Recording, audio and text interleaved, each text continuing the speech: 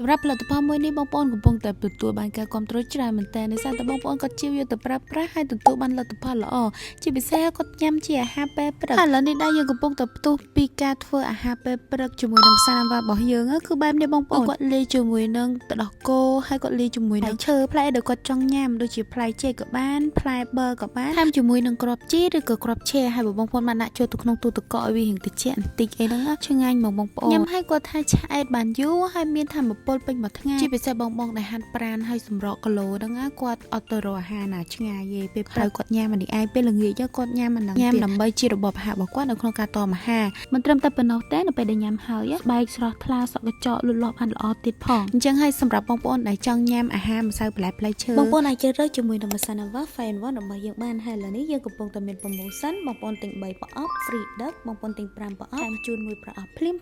រស់រានឡើងបងប្រយ័ត្នអស់ពីស្តុកណា